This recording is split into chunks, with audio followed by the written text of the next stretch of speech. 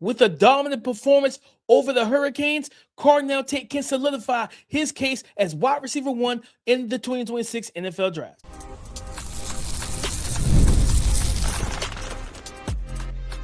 You are Locked On NFL Draft, your daily podcast covering the NFL Draft. Part of the Locked On Podcast Network, your team every day. Welcome back to the Locked On NFL Draft Podcast, your daily podcast covering your favorite draft prospects, part of the Locked On Podcast Network, your team every day. I'm your boy, Damian Parson. I'm an NFL draft analyst with Bleacher Report. And as always, thank you for making Locked On NFL Draft your first listen today and every day. Shout out for being our everydayers. It's time to preview the action in a game that's going to take us into 2026, into the new year. Miami versus Ohio State in the college football playoffs. The offensive prospects to watch, defensive prospects to watch, and those key prospect matchups that could dictate who wins and who loses this game. Let's get it started on the offensive side of the ball, and I'm going to go to wide receiver for the Ohio State Buckeyes, Carnell Tate, 6'3", 195 pounds, and Carnell Tate is one of the best receivers in college football. The only issue is he plays alongside the best receiver in college football in Jeremiah Smith. Okay, so if he was on a team if he was on a team that did not have Jeremiah Smith, and he was the guy that was at the top of the pecking order, people would talk about Carnell Tate and his skill set far more than they do right now. I'm telling you, I promise you guys, this is someone you need to watch. When Ohio State's on the field, look for 17. Look for number 17. On the season, 48 receptions, 838 yards, receiving 9 receiving touchdowns. Springy athleticism, great ball skills, late hands, got the prototypical size, but it's the route running ability. And going up against this secondary, Miami secondary, I think they're starting their top 3 corners average around 6 foot to 6, in between 6 foot and 6'2". Okay, so we're talking about the 2 outside guys and even the nickel Keonte Scott, who I'll talk about a little bit later. This isn't D'Angelo Pons and company where you had some smaller DBs. Like, these DBs are more of the average size and good builds. So you're going to face guys more equipped physically to handle a Jeremiah Smith potentially, or do they just take Jeremiah Smith away and try to double him and force Julian Sayin to beat them with the others? And, well, when you have a guy like Carnell Tate, that's a really good other to have.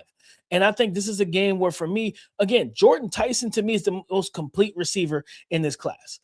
But it's the injury history. And what you want to see from a Carnell Tate in this game is if they give you the opportunity to dominate it.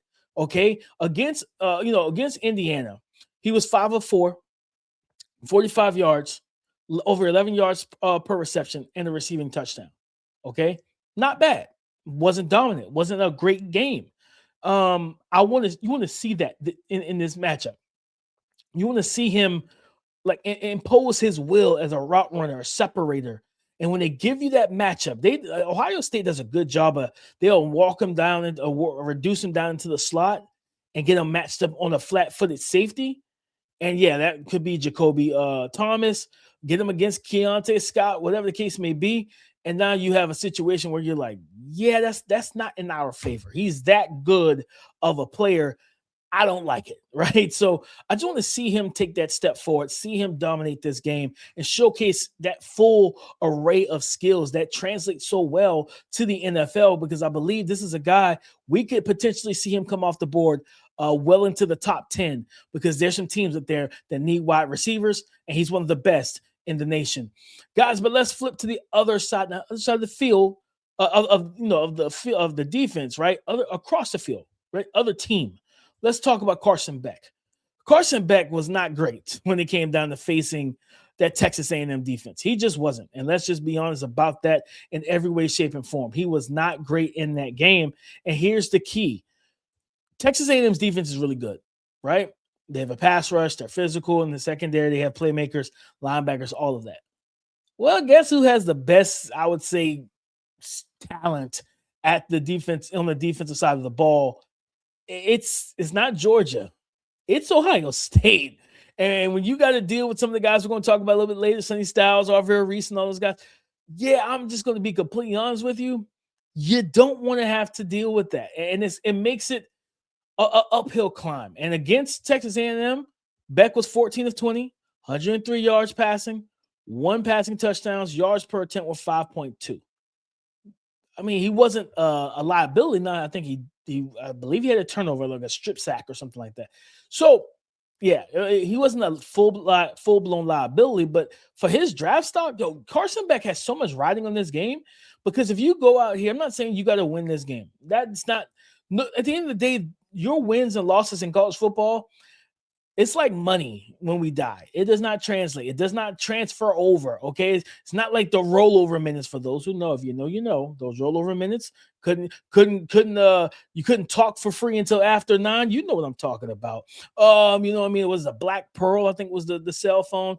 You know, for those who know what like I said, if you know, you know. If you're a little bit too, some of y'all might be too young for it, but yeah, it doesn't, those wins and stats stuff doesn't translate over or transfer over. So for Carson Beck, you want to be able to again, you don't need to win, but you need to play well in this game. And I mean, your offense needs to be able to rely upon you to make timely reads, get the ball out quickly, and be a smart decision maker, right? Hey, I don't believe this is the game you can lock in on Malachi Tony. You got to get somebody else involved. You have to get other guys involved. And that's going to dictate how this game plays, is can you play distributor and get the ball to your playmakers? Because if you can't, your offense is going to struggle. Your team is going to lose. And it's just, you hate to see it. At the end of the day, we don't want to see a blowout. So Carson Beck, play up to the standard, play to your level.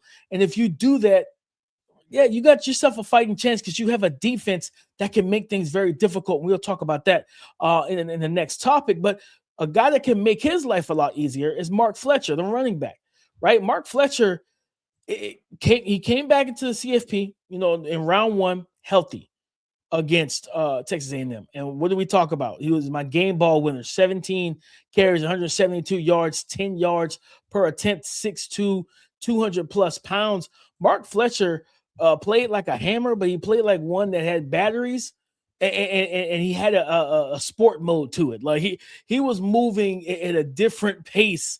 Okay, he's 225, but he was playing with twitchiness and explosiveness and dynamicism. He played with all of that against Texas A&M. This Ohio State defense, without a question, is going to be pissed off, right? If you ask me, DP, Dame, what is their level of pistosity? Their level of pistosity will be probably 100, because they lost to Indiana, and there was some timely throws by Fernando Mendoza, deep ball throws, chunk plays that got them in scoring range. The touchdown to Elijah Surratt, the throw to Charlie Becker, the ice again, all of that, right? So it's just one of those situations, and you know that they're going to come in. Matt Patricia is going to come in upset, angry. Like that defense is going to come in upset, angry. Matt Patricia is going to come in ready to scheme and do whatever he needs to do. You want to see Mark Fletcher be able to, can you dictate this game? Can you set the tone? Can you do those things? Because if you can, it'll help Carson Beck get into rhythm. It'll keep your offense balanced and take some of that pressure off of your quarterback and your receiving core. But a guy, I want to throw one more guy out there from Miami. I feel like I talk about Miami a little bit more in their prospects, but Markell Bell, 6'9", 345 pounds. And I believe I saw a tweet that said he had 36.5-inch arms. Yeah. And against Texas A&M, like this young man, I believe per PFF, he's allowed 0 sacks all season, 1 QB hit, 8 pressures, 9 pressures, 8 hurries at left tackle.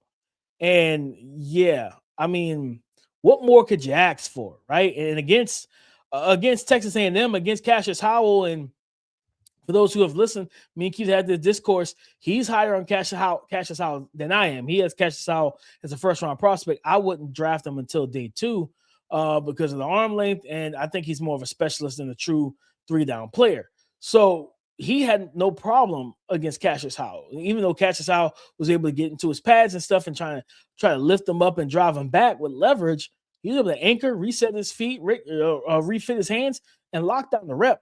This is going to be a game against, I think it's Curry, another shorter, low center of gravity rusher. Yeah, this is another opportunity for Markell Bell to really kind of not wake everyone up. No, I'll say wake everyone up. Knock off, hey, tap the alarm clock, make it go off, and tell everybody, hey, if you're looking for a left tackle, a DeJuan Jones or somebody that type of archetype, I'm your guy. So you're talking about offensive process. What? It's a lot to watch in this game. Some guys that have a lot riding on it, especially on the Miami Hurricane side. But coming up next, we're going to talk about defensive players that you need to watch and why Kayden McDonald has to show up. Let's be real. No one starts a business for the joy of calculating tax withholdings or managing payroll spreadsheets. That's where Gusto comes in to take the stress out of payroll, benefits, and HR so you can focus on running your business and supporting your team. Gusto is the all-in-one remote-friendly payroll and HR platform that makes managing your team simple, transparent, and fast. Whether you're hiring, onboarding, or paying employees, Gusto helps you do it all from one place without the hassle or hidden fees. Unlimited payroll runs for one monthly price, which means no surprise charges at the end of the month. Try Gusto today at gusto.com/LockedOnNFL and get 3 months free when you run your first payroll. That's right, 3 months of free payroll at gusto.com/LockedOnNFL. One more time, that's gusto.com/LockedOnNFL. Defensive prospects to watch when Miami faces the Ohio State Buckeyes, and I got to go to the nose tackle, the big defensive tackle who has moved himself into that round one discussion, and for good reason. And that is, Mr. Kayden McDonald, one of the best defensive linemen in college football. This young man is powerful. He has enough first step quickness at 6'3", 326. A young man that 2 sacks on the season, 9 pressures. But it's the run game. He's an elite run defender. He's the type of guy that can help neutralize a Mark Fletcher. And the thing is, you're rarely going to move him off the ball. That's the key. You're rarely going to move big Kayden McDonald off the ball. He knows how to use his length and his wingspan to his advantage. He knows how to anchor, drop that trunk, dig his feet into the ground and anchor against double teams. He knows how to play and stand you up on those man or gap scheme, those power scheme runs. This is not a guy you want to test in that regard. You want to run the zone stuff, the toss sweeps, the pitches, the off tackle. You want to get him moving laterally, not because he's bad at it, but I don't want to run at this man. He's just too good of a run defender to sit there and run directly at him. It just doesn't make sense. And at the end of the day, we're all about making things make sense. We're not going to make that make sense because he's an elite run defender. Make him chase the football, tire him out, things of that nature. Because then, hey, if they have to pull him off the field, let him get a breather. Hey, that's 326 pounds with power, with strength, with physicality, and a high motor off the field. Now they're going to have somebody else come in because it's Ohio State. They got a lot of talented guys, but Kayden McDonald is one of the best defensive linemen in the country. And in this draft class, Kenneth Grant went round 1 last year. He's a better player to me than Kenneth Grant. I expect him to be a top 25 pick if he does declare, because this young man gets it done. And again, Mark Fletcher, if you want Miami, if you want to run the ball with Mark Fletcher, you want to set the tone, you want to make it easier for Carson Beck, Kayden McDonald, and finding a way to neutralize his impact as a run defender, that's going to be key. It could have been one of the key matchups or keys to victory, but nonetheless, another guy, I want to flip back to Miami, Keonte Scott, the safety nickel corner who does everything. Like, this is a young man to me that you got to keep your eyes on because he blitzes. He's got 5 sacks in the season, 4 QB hits, 8 pressures. He's listed at 6 foot, 195 pounds. Okay. 6 foot, 195. He's allowed 0 touchdowns in coverage. He has 1 interception, 4 PBUs. All right. This is a really good player. Really talented player who plays majority of his snaps in the slot. But again, he can give you some of that safety look and play in the box and be a +1 in the run game. Talented player.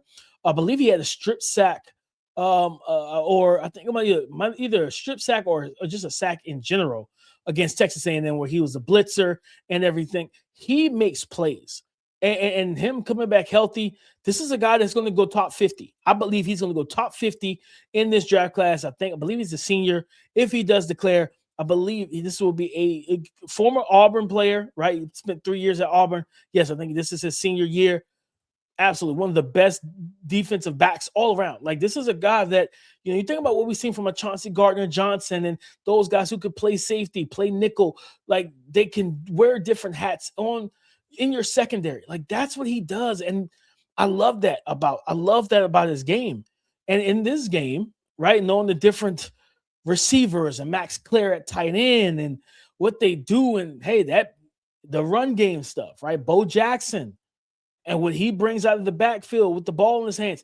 You need a guy that has that physicality, and a guy like a Keionte Scott who does not mind striking. He does not mind triggering downhill and laying the lumber to somebody. I love that about him, and I expect to see him make the plays that you need him to make in this game. Now, when you talk about the also on the Miami side, it's the two edge rushers, Rueben Bain Jr. and Akheem Mesidor. Those guys have to show up, right?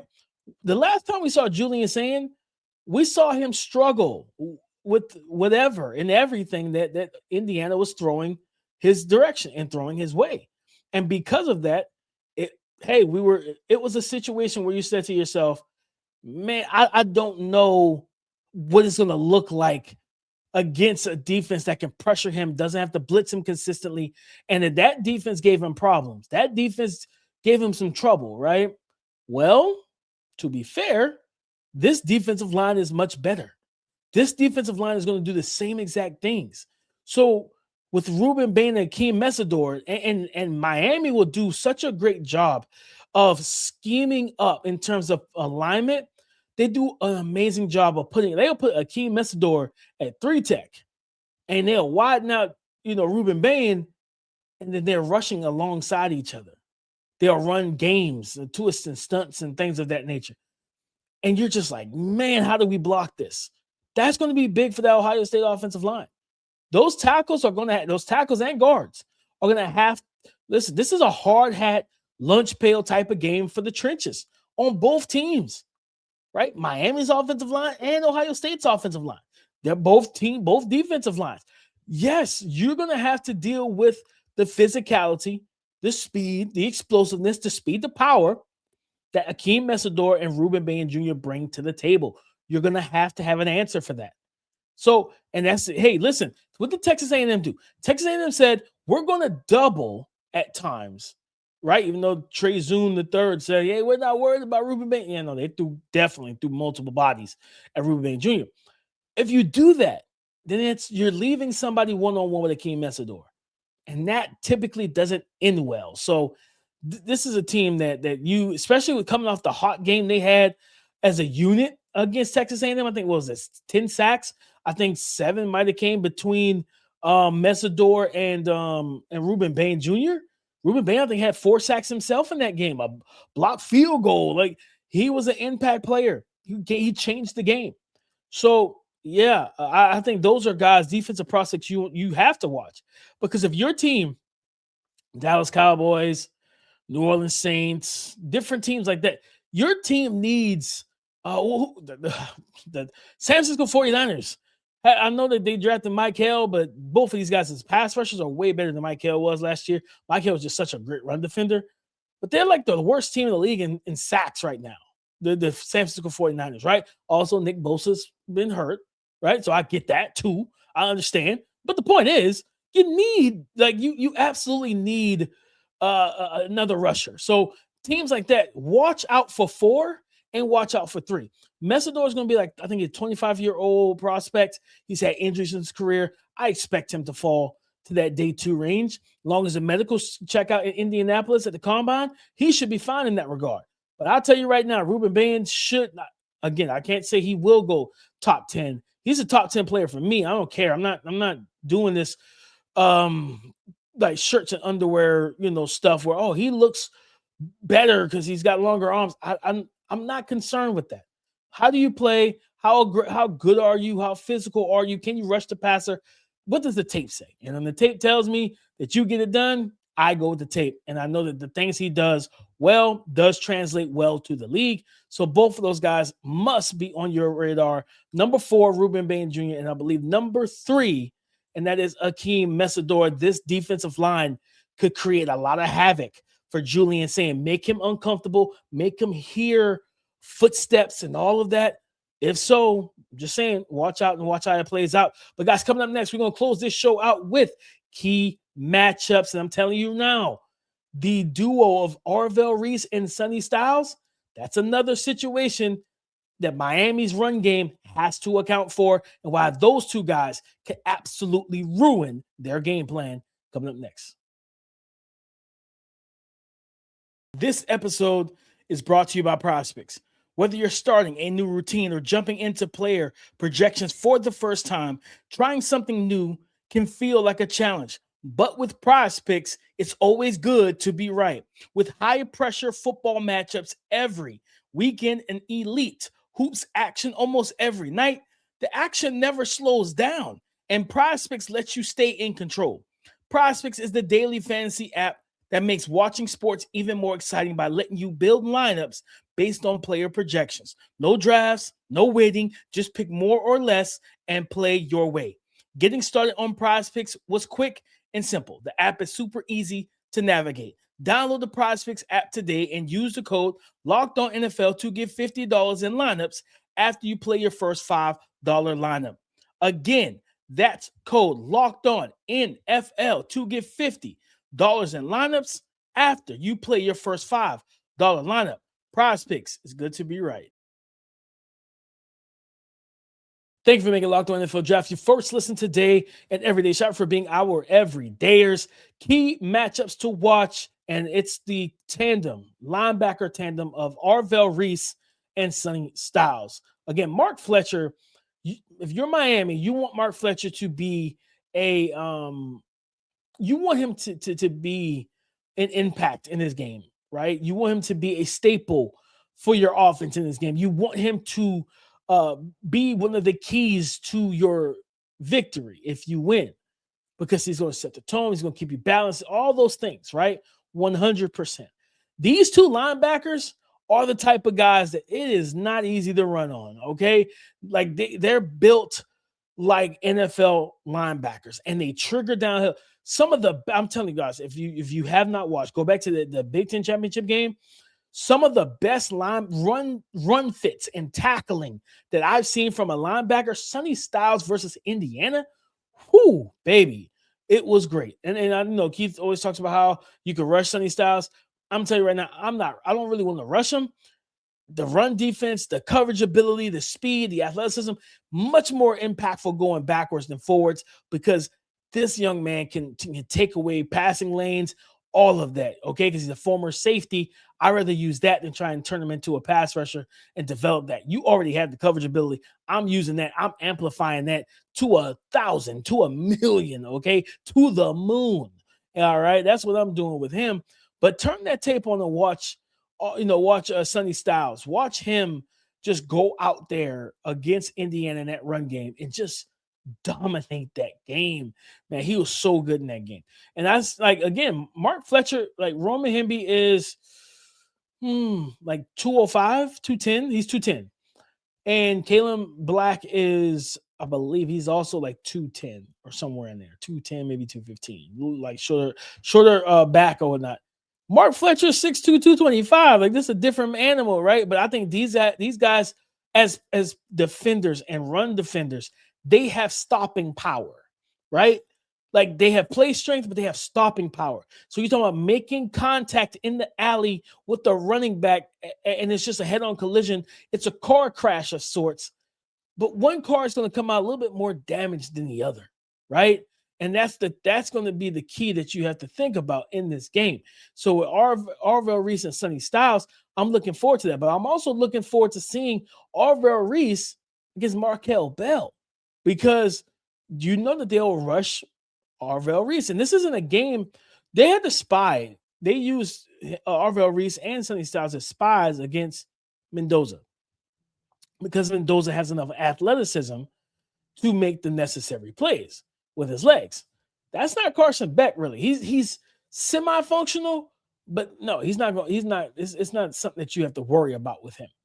So because they don't have to worry about that part, I expect this team to 100% go out there and let those two linebackers just go. And I think Arvell Reese rushing the passer, which is, I think, if he's going to butter his bread in the NFL, I think it's going to have to be as a pass rusher. I think that's where his biggest impact comes from, will be as a pass rusher. Okay? So, yeah, in this game, him and Markell Bell, because he's going to have the leverage advantage. He's a speed to power guy, really physical. But also, that's kind of what Markell Bell handles well. It's those power guys. Can you stress him vertically? Can you get up the field, stress that kick step, that kick slide? Does he jump set? Stress him around the corner, because that will be a big decision maker. Now, if you flip to the other same side of the ball but different team, I'm going to Jakobe Thomas and that secondary, but I'm looking at Jakobe Thomas individually, because against Julian Sayin in this offense for Ohio State, taking away and playing robber is going to be key. Taking away those in cuts, taking away those slants, those intermediate routes and middle of the field throws, it's going to be key. Those throws on the hash. Hey, come out, show. Again, what did Indiana do well? They showed them things. They dropped off. They changed the coverage shells. They changed the coverage entirely. And he held the ball. He was holding the ball. He was burping the baby. He didn't know where to go with the football because he was confused because he hadn't seen anything like that, which is crazy considering that you go against your defense every day in practice. In the real live game setting with the defensive line that's trying to hit him, he wasn't accustomed to that. He was sped up. He was just off kilter for most of that game. If you're Miami, you want your defensive line to get back there, but you need Jakobe Thomas in this secondary with Keonte Scott and those guys to be able to take away the quick routes, take away the easy things that he does well and how he gets the ball out, make him he's a smaller quarterback. Arm talent isn't great. That's one of the things that's very underwhelming to me. The velocity and drive on ball. He wins with timing and accuracy and ball placement. Force him to throw into tight windows. Force him to throw late. Force him to drive the ball. I think if you do that, you have a really strong chance of getting the upset, because that's not the way he wins. But that's going to be key is can you limit the big play? Can you take away or can you create some potential turnover worthy plays? And if he throws it to you, can you make the play? Jakobe Thomas is one of the better safeties. And when it turns down, rotating down, playing robber technique, and taking the ball away. He does a good job reading the eyes of quarterbacks and following them to the football. Now, does it make him a little susceptible? Yes. If this was a veteran quarterback, they'd probably look him off and then and throw the ball where he left. But this is not a veteran quarterback. And I think that this is an opportunity for the Miami Hurricanes defense to make this game as close as possible and make Ohio State play tight. They've only had to do that truly one time this year, and they lost that game. Can you make them do it again? Man, if they do, it's an upset, because while Miami is talented offensively, they don't match up well against the Ohio State defense. So, yeah, this could be a 17-10 game, a 17-14 game, a 14-7 game, a 14-10 game. It could be any of these things, man. So definitely keep your eyes out on all these prospects. Those are my key matchups to watch. But guys, thank you for tapping in with me here. Like I said, we talked about key matchups for Ohio State versus Miami, defensive prospects to watch, offensive prospects to watch. Go subscribe and follow for free on YouTube, wherever you listen to podcasts. To get the latest episode as soon as it is available on tomorrow's show, guys. I want you to come and join the conversation again tomorrow on the Locked On Podcast Network. Because why? Keith will be back, and we're going to break down some more college football playoff quarterfinal games that will be happening on New Year's Day. Indiana, Fernando Mendoza gets his first taste of the postseason in college football, facing off with the guy who's looking for redemption, and that is Ty Simpson. So come and join the conversation again tomorrow on the Locked On Podcast Network, your team every day.